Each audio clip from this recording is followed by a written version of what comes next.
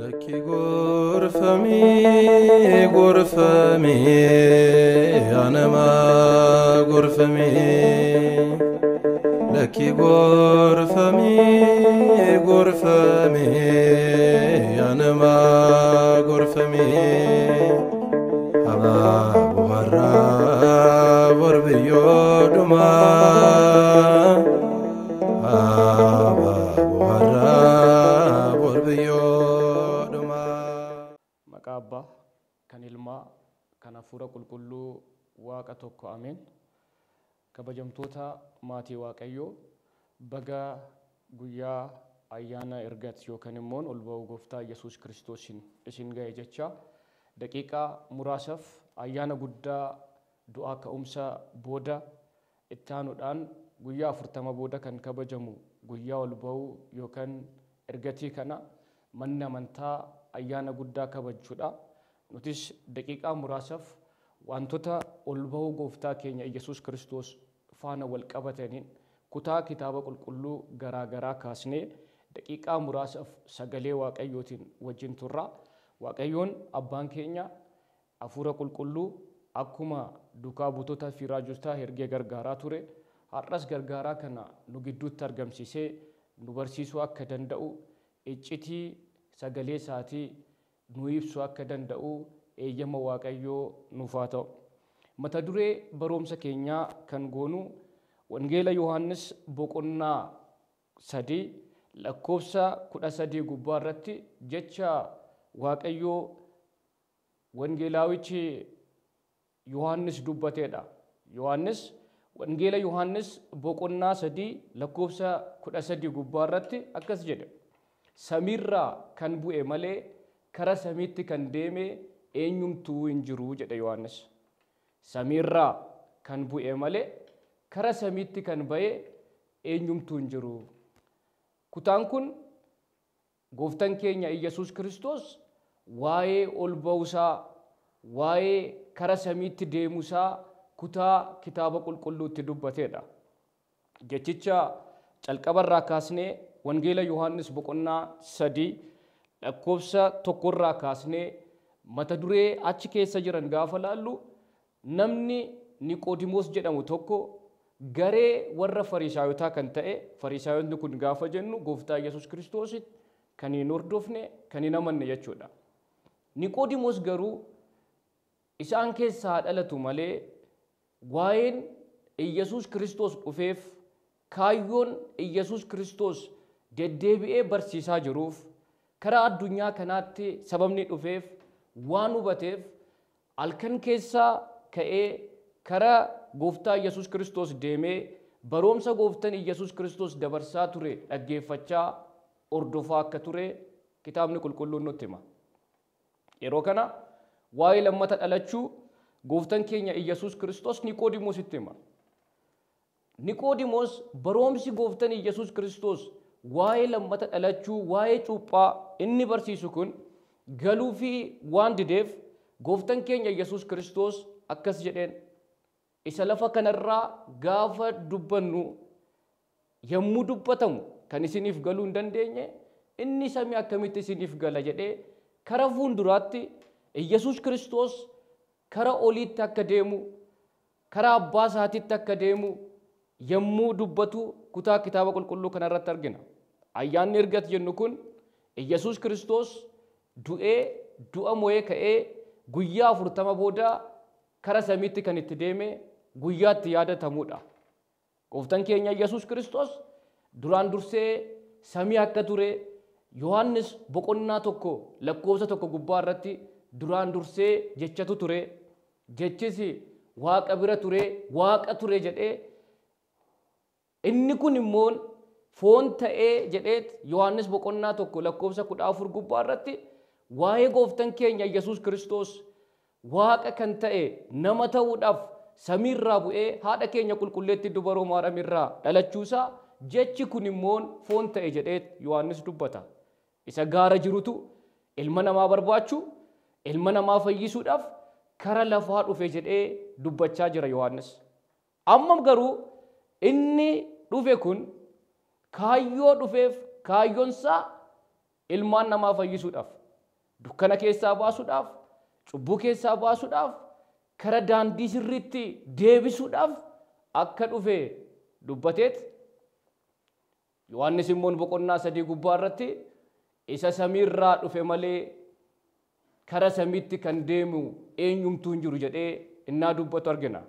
Maatiiwwan Waaqayyoo gooftaan keenya Yesuus Kiristoos kara addunyaa kanaa sababa dhufeef gaafa laallu ilmaan namaa fayyisuudhaaf.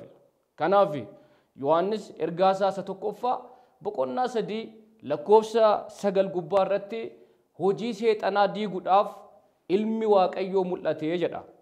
Inni mul'anne mul'ate. Inni hin tuttuqamne tuttuqame.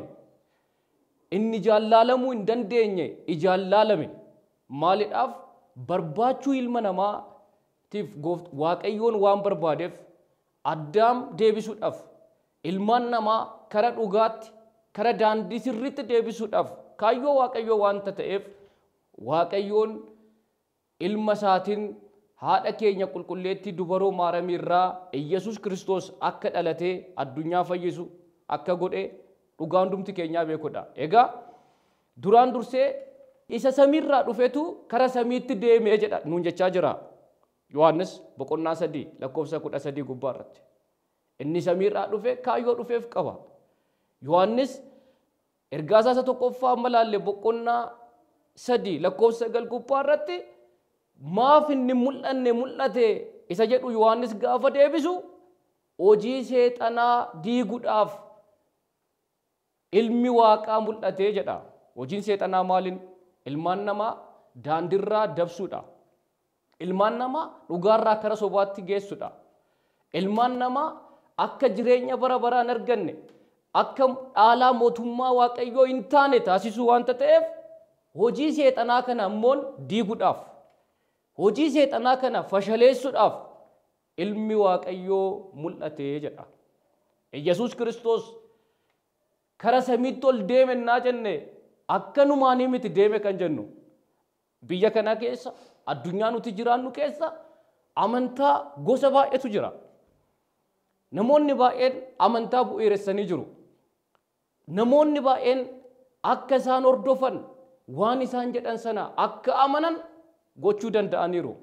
Garuu seenaa amantoolee kanaa bu'uuressanii Yesuus Kiristoosiin ala kan warra biraa gaafa laallu warra amantaa bu'uuressan hordoftoota isaanii cal jedhanii dhiisanii deeman. Karamitti akka deeman hin beekamu. Garuu uummata isaan hordofaa ture sana yeroodhaaf erga burjaajessanii booddee dhiisanii kan deeman. Yesuus Kiristoos deeme gaafa jennu akka warra kanaa miti. Amma Yesuus Kiristoos karasitti deeme, kara mirgaatti deeme, kara bitaatti deeme, Bitaaniyaa deeme, kitaabni qulqulluu gaafa nuun jedhu waa'ee namummaa gooftaa keenya Yesuus Kiristoos nutti himaa jira. Namni nama yoo ta'e mul'ata jechuudha. Akkuma addisi ilaalle Waaqa kan ture, kan ijaan mul'achuu hin dandeenye, kan harkaan qabamuu hin dandeenye, Yesuus Kiristoos nama ta'ee akka dhufeedha kitaabni qulqulluun kan nutti. Nama yoo ta'e immoo namni mul'ata, namni harkaan qabamuu danda'a, namni yommuu deemu, yommuu taa'u kun hundumtuu ilaalamu. Kanaaf Waaqayyoodhaaf akkana gaafa jennu nu barbaachuudhaaf akkuma keenya Waaqa kan ta'e namas ta'uusaa dubbataa jiraachuu isaati kitaabni qulqulluun. Kanaaf gooftaan keenya Yesuus Kiristoos sababa dhufeef kanaa akka raawwate kitaabni qulqulluun nutti hima. Yoo inni du'eedha ilmi namaa du'a isaatiin fayyuu kan danda'u. Kanaaf hin du'e erga ka'ee booddee Yesuus Kiristoos kara samiitti hin deemne guyyaa 40 akka ture naannaa barsiisaa akka ture kitaabni qulqulluun nutti hima. Abbootiin mana amantaa keenyaa gaafa nutti himan osoo akkuma ka'een Yesuus Kiristoos kara samiitti ol deeme wantoonni baay'een duukaa buutotaaf warreen shakkitootaafis haa ta'u warreen amantootaaf ifa ta'achuu hin danda'u. Wangeela Maatiyoos irratti gaafa laallu Wangeela Maatiyoos boqonnaa 27 lakkoofsa 65 gubbaa irratti Yesuus Kiristoos du'ee gaafa awwaalamu in ka'a jedhanii waan hin amanneef duutni gooftaa keenya Yesuus Kiristoos illeen namoota biraatiin fudhamuu danda'a jedhanii shakkanii eegtota iddoo san akka ka'an kitaabni qulqulluun nutti hima. Ergamoonni Yesuus Kiristoos du'a mo'ee ka'ee booddee warri Roomaanotaa warri gooftaan keenya Yesuus Kiristoos fannifamus jedhanii gaafatan Farisaayonni akka fannifamus murtee kan kennan warri Heroodis Philaaxoos Qeesaariif Heroodis isaan kun Yesuus Kiristoos du'a mo'ee hin kaane kuni sobaa. Yesuus Kiristoos halkan keessaa osoo warri du'aa gooftaa Yesuus Kiristoos eegaa turan mugaa jiranuu duukaa buutonni isaa dhufanii du'a isaa sana atanii deeman jedhaatii odeessaa jedhanii qarshii maallaqa kanfalanii Yerusaalem keessatti oduun sobaa akka naanna'u gochaa turan. Ijoollee Waaqayyoo qarshiidhaan dhugaa dabsuun hin danda'amu. Wantoota adda addaatiin waan dhugaa ta'e soba gochuun hin danda'amu. Jarri kun tooftaa kana fayyadaman tooftaa addunyaan fayyadamtu kana. Yesuus Kiristoos du'aan kaane duukaa buutota isaatu awwaala keessaa dhufee hatee deemee fudhatanii deemanii kun hin mo'anne Yesuus Kiristoos hin mo'anne du'a hin mo'anne jedhanii odeessuuf yaaluu isaaniiti. Kanaaf Toomaas faas du'a ka'umsa gooftaa Yesuus Kiristoos shakkaa turan. Kanaafuu gooftaan keenya Yesuus Kiristoos akka du'a ka'een kara samiitti hin deemne. Du'a ka'umsi isaa dhugaa akka ta'e. Du'a ka'umsi isaa akka warri Roomaanotaa odeessan soba akka hin taane naannaa barsiisaa akka ture guyyaa 40 jiran kanarratti dabarsaa akka turan kitaabni qulqulluun nutti hima. Sanbata guddoota jiran manni amantaa wangeela kana baastee torbaniin barsiisaa turte idda du'a ka'umsaa jechuudha. Phexros faatti deebi'et akkamitti laga Xibraadositti akka mul'ate du'aa ka'eera isaan wajjin nyaachuudhaan nama foon qabutu nyaataa na qaqqabadhaatii na laalaa kunoo anuma Yesuus Kiristoos isa isin barsiisaa ture na laalaa jedhee laga Xibraadositti mul'achaa akka ture wangeelli Yohaannis boqonnaan 21 nutti hima. Wangeela Luqaas boqonnaa 24 irratti immoo akkasumatti duukaa buutota lama shakkaa turan Luqaas fi Qalophaa kan jedhamanitti akka mul'atu nutti hima. Iddoo garaa garaa irratti deemuudhaan du'aa ka'umsi isaa dhugaa akka ta'e edda himee booddee wangeela Luqaas boqonnaa 24 lakkoofsa 45 irratti immoo duukaa buutotaaf ajaja tokko dabarse. Isin jedheen amma deemuudhaaf gaafa ka'u. Barumsa kana isin amma humna argattanitti Yerusaalem keessaa hin bayinaa. Anta Musa ንበሩ ሀገረ ኢየሩሳሌም እስከትለብሱ ኃይል እማርያም isin amma humna samiirraa dhufu argattanitti asuma Yerusaalem keessa turaa jedhee ajaja dabarseef. Erga ajaja dabarsee booddee immoo Luqaas hojii ergamootaa yookaan የሐዋርያት ሥራ jennee kutaa kitaaba qulqulluu beeknu irratti boqonnaa tokko irratti lakkoofsa 9 irratti gaafa laallu Yesuus Kiristoos osoo dhaabbatanii duukaa buutonni argaa jiranuu kara samiitti akka deeme kitaabni qulqulluun nutti hima. Kabajni maqaa isaatiif haa ta'u. Egaa waa'ee du'aa ka'umsa gooftaa Yesuus Kiristoos erga laallee booddee guyyaa 40 boodammoon ayyaana har'a kabajaa jirru kana ergati isa jennu kana haala kanaan gooftaan keenya Yesuus Kiristoos kara samiitti akka deeme kitaabni qulqulluun nutti hima. Kara samiitti deemuun gooftaa Yesuus Kiristoos tasa waan raawwatee miti. Duraan dursee Daawit dubbatee ture. Daawit faarfannaa isaa boqonnaa 46 lakkoofsa 6 gubbaa irratti Daawit gaafa dubbatu Waaqayyoon ililchoodhaan kara samiitti deeme sagalee faaggatiin faaggaa jechuun isa malakas jennee beeknu kana kabaja guddaadhaan kara samiitti deeme Waaqayyoodhaaf faarfadhaa jedhee daawiti waa'ee sanaa waa'ee ol ba'uu gooftaa keenya Yesuus Kiristoos kan dubbatedha. Daawit raajtota jiran keessaa waa'ee gooftaa Yesuus Kiristoos dhalachuu isaatii amma du'uu isaatitti, amma du'aa ka'umsa isaatitti, amma kara samiitti deemuu isaatitti, akkasumas hanga deebi'ee dhufaatii gooftaa Yesuus Kiristoositti nama dubbateedha Daawit.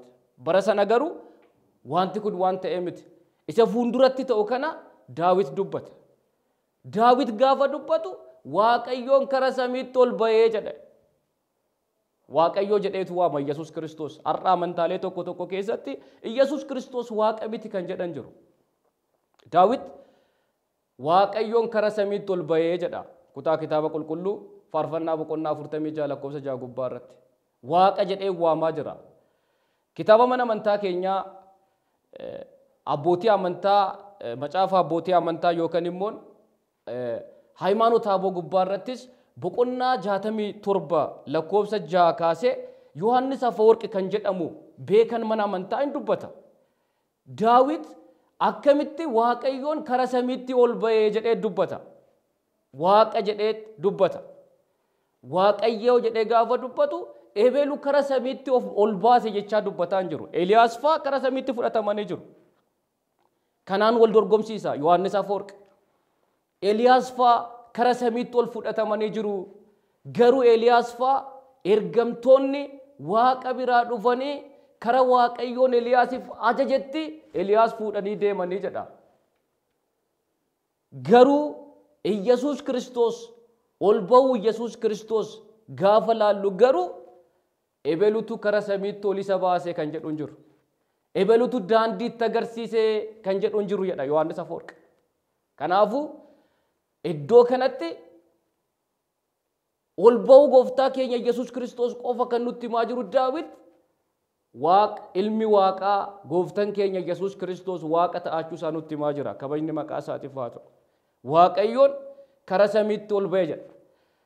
Irra deebi'ee ammas Daawit faarfannaa isaa boqonnaa 67 lakkoofsa 18 gubbaa irrattis waa'ee ol ba'uu gooftaa keenya Yesuus Kiristoos dubbata. Akkas jedha. Lubbuu namoota baay'een boojitee jedha. Lubbuu namoota baay'een boojitee kara samiittis ol deemtee jedha. Kennaa ilmaan namootaatiif kennitee jedha. Faarfannaa isaa 67 lakkoofsa 18 yoo dubbistan. Maal jechaa jira? Lubbuu namoota baay'ee. Lubbuu isaan kam? Si'ool keessa kan jiran.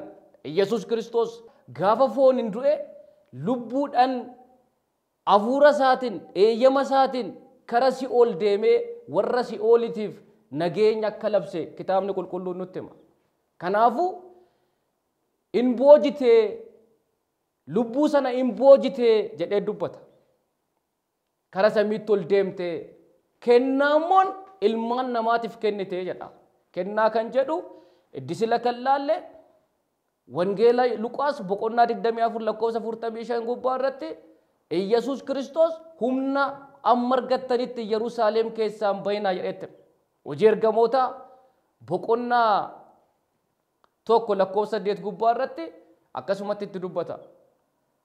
Humna amma argattanitti Yerusaalem keessaa hin bayinaa guyyaa muraasa booda humna argattu hafuurri qulqulluun kara keessanitti hin dhufaa humna isiniif ta'a amma humna kan argattanitti Yerusaalem keessaa hin bayinaa jedhe. Kennaa kennite kan jedhu hafuurri qulqulluun duukaa buutota kanaaf kennamuu isaati. Amantoota kanaaf kennamuu isaati. Haala kanaan Daawit waa'ee ol ba'uu gooftaa keenya Yesuus Kiristoos dubbataa jechuudha. Isxifaanoonis Yesuus Kiristoos ol ba'uu isaa gaafa laalu hojii ergamoota boqonnaa 7 gubbaa irratti Isxifaanos ani Yesuus Kiristoos mirga abbaa isaatii mirga Waaqaa taa'ee tana laalee jedhe. Yesuus Kiristoos du'ee du'a keessa hin jiru. Yesuus Kiristoos akka warri Farisaayotaa akka warri Roomaanotaa oduu sobaa lallaba sobaa tamsaasaa turan haala sanaan osoo hin ta'in Yesuus Kiristoos mirga abbaa isaatii akka taa'e Phaawulosis nutti hima. Phaawulos ergaasaa kara Ibrootatti ergeen boqonnaa 10:12 gubbaa irratti aarsaa bara baraaf ta'u erga dhiyeessee booddee kara deemee mirga abbaa isaatii taa'ee jedhe. Ijoollee Waaqayyoo ammas mirgaa bitaannaa jennu Waaqayyoon mirgaa fi bita qaba jechaa hin jirru. Waaqayyoo Waaqa kan jechisiisne iddoo hundumaatti argamuu isaati. Wanta hunda beekuu isaati. Kanaafuu bitaaf mirgannaa jennu fuulduraa fi duubannaa jennu kuni Waaqayyoodhaaf kan ta'u miti. Akka mirga ebeluu bitaa ebeluu jennutti lookeeshinii agarsiisaa jiraachuu keenyaa miti. Mirga kan jennu aangoosaa Iyyasuus Kiristoos kabaja duraan qabutti teessoosaa waaqummaasaa kan argisiisudha mirgi kun. Kanaafuu Phaawulos aarsaa edda dhiyeessee booddee jedha. Aarsaa kana edda dhiyeessee booddee karaa mirga abbaa isaatii in taa'ee jedha. Kabajni maqaa Waaqayyootiif haa ta'u. Kanaafuu du'aa ka'umsa kana gubbaa irratti yookaan du'aa ka'umsa boodammoon guyyaa 40 kana booda ol ba'uu gooftaa Iyyasuus Kiristoos kitaabni yommuu nutti himu Luqaasis hojii ergamootaa gaafa barreessu isaan Bitaaniyaa bakkee jedhamtutti jara kana fuudhee deemee jedha. Edda deemee booda harka isaa isaan irra kaa'ee isaan eebbisee jedha. Waaqayyoon hunda keenya nu haa eebbisu. Erga eebbisee booddee osoo isaan argaa jiranuu kara samiitti ol deemee jedha. Ol deemeet yeroodhaan booda duumessi isaan dukkaneessa jedha. Iyyasuus Kiristoos deemennaa jedhu jalaa rigdeeme jechuu miti. Isaantu arguu dadhabe. Iyyasuus Kiristoos inuma jira. Har'as nu wajjin jira. Har'as nu gargaara jira. Har'as nu barsiisa jira. Deeme kan jennu garuu ija foonii keenyaaf mul'achuu dhiisuu isaati. Wanti tokko akkuma ol ba'aa deemaa jiru nurraa fagaachaa gaafa deemaa jiru mul'achuun isaa hir'ataati kan dhufu. Arooppilaanii hundumti keenyaan beenna. Amma ol deemaa deemu amma iddoo muraasatti mul'ata. Yeroodhaan booda mul'atu. Nutti mul'achuu dhiise jechuun arooppilaaniin sun hin jiru jechuu miti. Hin jira, daandii deemaa jira, hojii hojjechaa jira, galma ba'eef sana qaqqabsiisaa jira. Iyyasuus Kiristoos deeme gaafa jennu Iyyasuus Kiristoos karaa waan biraatti jijjiirame miti. Kanaaf karaa oliitti deemee yeroodhaan booda gaddi isaanitti dhaga'ame yommuu inni deemu sana. Namootni lama dhufanii kitaaboleen hiikaa biraas immoo ergamtootni lama jedha. Isaan dhufanii yaa ummata warra Galiilaa Iyyasuus Kiristoos isa ol deemaa jiru kana laalaa maaf gadditu?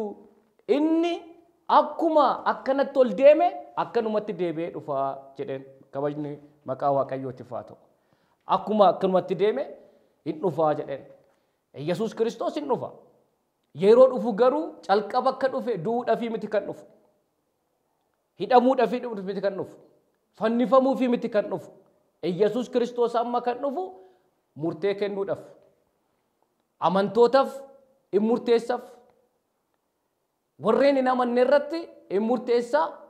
Warreen amananiif immoo murtee akka argatan.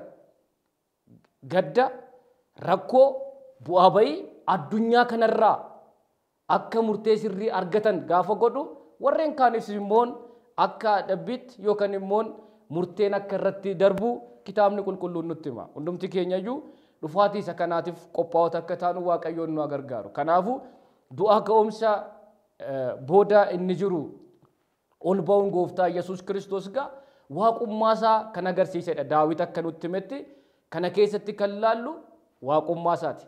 Inni lammaffaa kabaja ilmi namaa kara samiitti itti deemedha. Iyyasuus Kiristoos foon keenya sanyii Daawit haadha keenya qulqulleetti dubaroo Maariyaam irraa dhalate foon namaa uffatee kara samiitti deeme. Foon namaa kun calqaba seera uumamaa irratti yoo laaltan Addaam sababa Addaamitiin foon kun abaaramee ture. Addaam ati biyyoodhaa kara biyyootti deebita jedhee Waaqayyoon itti dubbatee ture. Amma garuu foon kun kabaja argachuudhaan kara samiitti akka ol deeme nus kara samiitti akka nu galche kitaabni qulqulluun nutti hima. Ayyaanni kun ayyaana guddaadha. Ayyaana manna amantaa iddoo guddaa kennitee kabajduu fi yaadattuudha. Nutis kutaa kitaaba qulqulluu laalle kana ol ba'uun gooftaa Yesuus Kiristoos haala kanaan wangeela irratti isumaan gooftaa keenya Yesuus Kiristoosin ani nan deema jedhee duukaa buutotatti dubbachaa ture. Yeroo muraasa booda ani nan deema. Garuu akka ijoollee abbaa fi haadha hin qabnetti immoo isin hin dhiisu. Wangeela Yohaannis boqonnaa 14 gubbaarratti. Lammaffaa dhufee tanan isin fudhadha jedhee itti himaa ture. Sana dura Daawit faas dubbachaa turani. Gooftaan keenya Yesuus Kiristoos haala kanaan kara samiitti akka deemee duukaa buutonnis immoo hin